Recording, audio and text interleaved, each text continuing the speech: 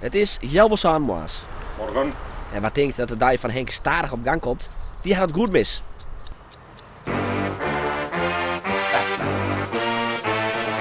Nou, we gaan beginnen. Niet zenuwachtig worden.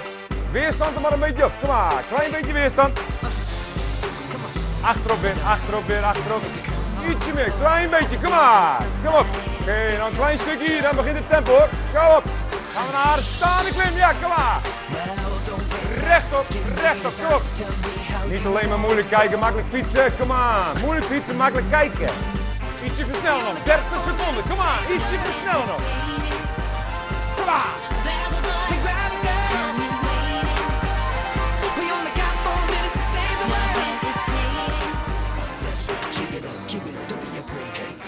Het looie zweet er weer uit. Goed weekend. Goed gedaan. De spinningles is die in. En wij zorgen dan dat de rest van de familie de Jong ekkel ontwerk is. Jo, ben de heid van Henk had begrepen. Ja. Nou, dan weet je heel goed wat voor meest dat is, die zoon van jou. Wat is het voor persoon? Een hele rustige jongen. Hij schenkt een hoop aandacht aan meesten die hij, zoals met voetballen en hier bij het bewegingscentrum, aandacht. Hij is heel menselijk.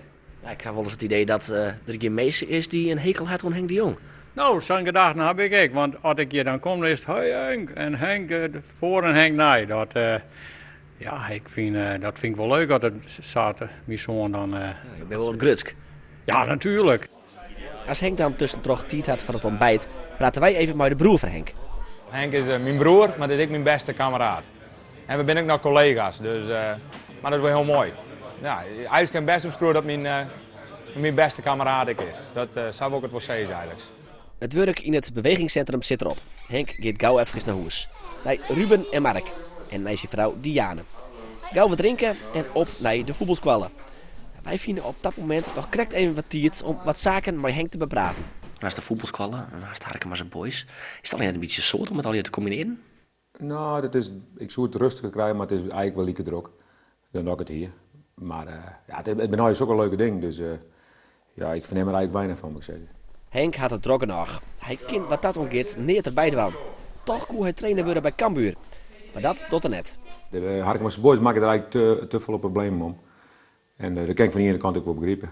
Van de andere kant net, want het zoel kwam er totaal net bieden.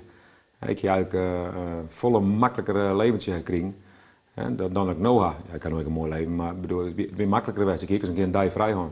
Ik kan nou nooit een dag vrij. Maar kleren, ze zeggen dat problemen op de lange termijn. Nou, ik word totaal geen speel aan mijn Harkema's Boys, want dat is me net werk, want ik had het geweldig. Kleer. Henk kiest voor de Harkema's Boys. En voor zijn voetbalskwallen. 3 keer in de week jouwt hij les of 400 ben. En ik dat doet hij vanzelfs vol overgave. Als we nou de Zidane in het rechte stukje doen. Weet je hem nog? Hup, eroverheen draaien. Hè? En hier de schaar. Ja, dus Zidane, het rechte stuk, pasen. Hier de schaar, pasen. En denk hem dat je hem goed aanneemt, naar de goede kant waar je heen moet. Nou, laat maar zien. Ja, hup, Zidane daar, doe maar. Draai, tik, draai, pats en paas. Goed zo, en door. Als de training dien is, had Henk een afspraak met Gert-Jan Verbeek. Henk en Gert-Jan hebben bij Heerenveen mogen voetballen en op het Siel zitten. En binnen vreugde van elkaar. En tja, het wordt een beetje insidig, maar Gert-Jan is best door Henk te spreken. Een prettig mens. Henk is altijd vrolijk. Als Henk er is er altijd plezier. Henk lacht altijd en Henk altijd een prettig bellen. En hij geniet je van elke dag. Nou, we zitten nou even lekker te eten. Meneer de contractbesprekingen om Martin in de Feyenoord. Nou, we lezen elkaar heel goed en hij is een singpol van mij en dat accordeert heel best. Alleen het is zo dat Henk een contract heeft gesloten met Harkema's Boys. En daar heb ik vanavond ook een lezing, dus ik zou de sponsoren wat vertellen. En daarom ben ik eigenlijk hier. Dus wij gaan zo in meeten en dan naar de Harkema's Boys staan.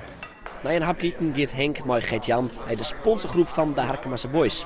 En daar wordt Gert-Jan saffe welkom.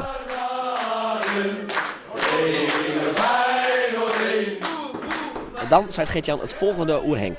Niet alleen kwaliteit in je spelersgroep, maar ook in je technische staf.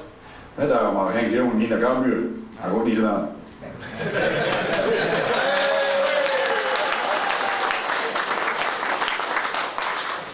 Sorry Henk, ik vind je alles hoor, maar geen Cambuur. Kampvuur. Henk, is dit nou de reden dat je over de Harkema's Boys bloost? Ja, dit is de reden. Het is gewoon fantastisch. De meesten moeten hier binnen. Stel eens even een dogus vraagje. En, dit is gewoon zo dankbaar hier. En, ik viel me er gewoon fantastisch bij. En ik ga van de week dat besluit genomen. En het week voor mijn kop, ik ben een half uur. Want ik wist dat ik ga nooit één keer praktiseren om hier bij te gaan. Dus je mag het nog zelf meemaken. Dit is gewoon het gevoel. Wie een lange dag. Wij gaan naar huis. Dan neem je er nog even in? Ja, ik neem nog een peer. Ja, en dan ging ik lekker naar huis. En dan verwachten die aan me thuis. Maar ik neem er nog wel in. Ja, mijn fout. Bedankt Henk. Oké, want zien.